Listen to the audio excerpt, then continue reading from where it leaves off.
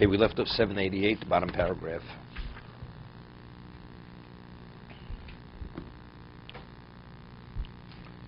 He explained that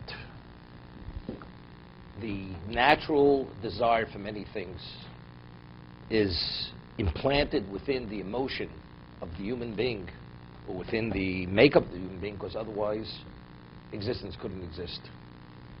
The desire to eat, to drink, certain comfort levels, cohabitation, this pleasure. Otherwise a person wouldn't eat, wouldn't drink, wouldn't cohabit, wouldn't procreate. A person needs a degree of comfort to survive. You have to sleep. So now, because these are all needs, so now a person has to actually, but there's a balance. But to indulge would undermine the objective of a human being. But to deny yourself totally, it's also not possible. So there is, which he refers to as precious hakolelis, the concept, the general sense of abstinence. You have to abstain to a degree. Humanity, to function, needs a degree of abstinence, because if people would only indulge in these things, there'd be no productivity and there'd be no focus in life. He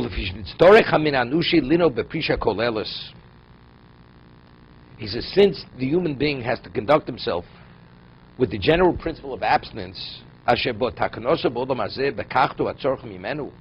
this is how a person is effective and perfects himself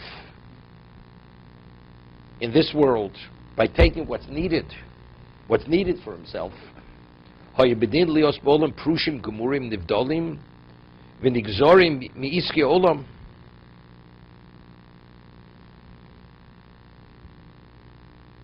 He says, it follows that there have to be in this world complete aesthetics who separate and detach themselves from worldly pursuits.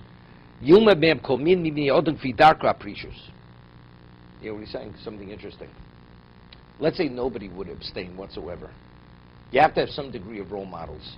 So you see people totally detach themselves, which most people can't live that way, but at least people understand that within reason it has value. That's already too much.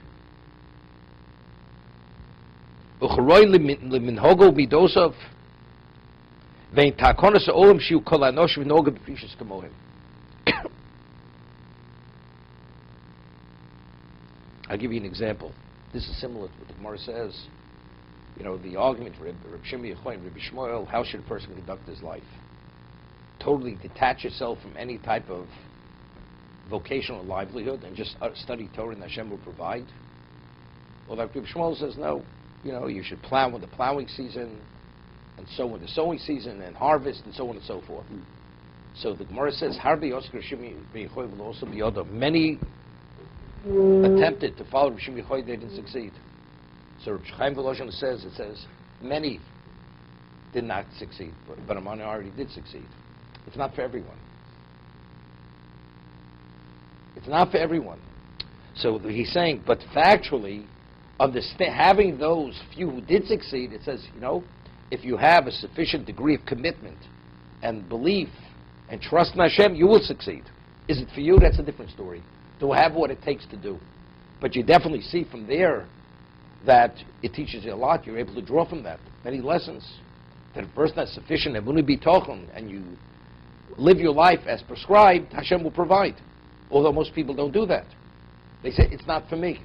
Or it's too much for me. So the same thing with the ascetic. With the ascetic, that people who totally attach themselves and they're not contributing to society in the physical sense, but they see the value. These people have but if you want to consult with them, they have clarity. They do have clarity, these people. You know, lahavdil elef avdolos, you know, they have these people that go to Nepal. They climb a mountain, you know, till they get there, they have to have their oxygen tank with them. And then when they finally barely, their lungs don't function, and then they ask, great master, what do you say? Right? It's a famous story many years ago. This person today is a very observant Jew. His family is a lawyer. And many years ago, he was whatever he was. And he went to Nepal, went to one of these Buddhist monks, and he says to him, There's a yeshiva in Israel called Or Sameach. That's where you should go. Seriously. And he advised me to go to Or Sameach. He says, you're a Jew, you should follow your own path, your own religion. This is not for you. And sent him there. And he went there due to his advice. The man had wisdom. Sent him to where he belonged.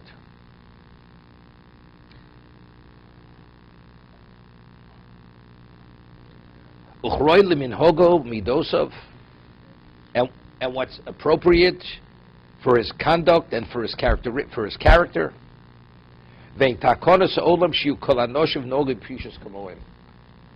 But the world will not achieve advancement or perfection if all people conduct themselves with total abstinence. He said, maybe lazibas yishav olam. This contributes to the abandonment of settling the world. Ulehepsik hazora. People will not procreate. There won't be any human beings. We know Ben Azai. There's a question whether he ever got married. He says, why did he get married? What about the mitzvah of Pru-Revu? He says, Nafshi choshka b'Torah. His soul has a desire for Torah, and therefore he can't. He's not able. He's totally subsumed with his love for Torah. That's the reason why he's not married. Didn't get married. Let's say everybody would have that kind of attachment to Torah. It's not possible. So there is no world. So that's what he says. And it says, Lo sovro l'chevi shetzora. The world was not created for naught. It was created to populate. Ki aprishus pina pipidas olam. He says, it is a cornerstone for existence. You have to have some degree of abstinence. And it's necessary for the human being as other branches of wisdom and other crafts. There's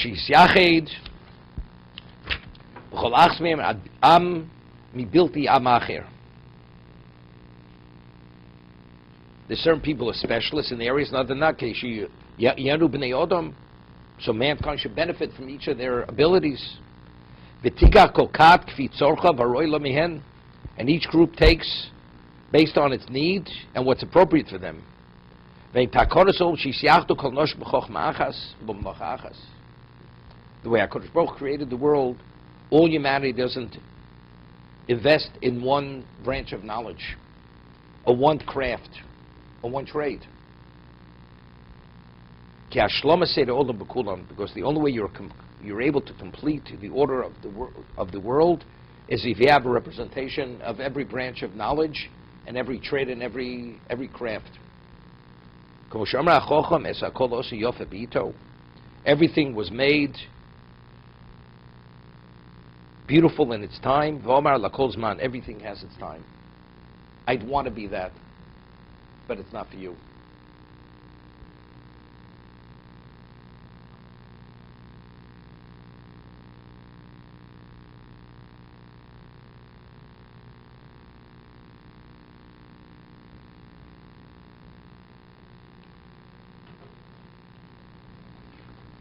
There was a story of Moshe Feinstein in person, and maybe Moshe Reichman later, years later. He says, maybe now I should stop working, just sit and learn. And he was a tremendous Talmid Chacham, Moshe Reichman. He read the articles after he passed away, Paul Reichman. And the last years, after he had the financial setback in Canary Wharf, after that, he sat and studied most of the day. And if you read his schedule when he was even married originally, he would get every morning, 2 in the morning, and study from 2 to 7 o'clock every single night. That was his daily schedule. So maybe you should stop. I think what Moshe told him, he says, your responsibility is to support Torah on the worldly level. It's clearly that you're gifted with this ability. That's your responsibility. Everybody has a responsibility. Before it was proven that he was in this area, that he was endowed with that ability, that of a success. Maybe you would have told him differently, but now that it's clear that's what your position is, you should continue.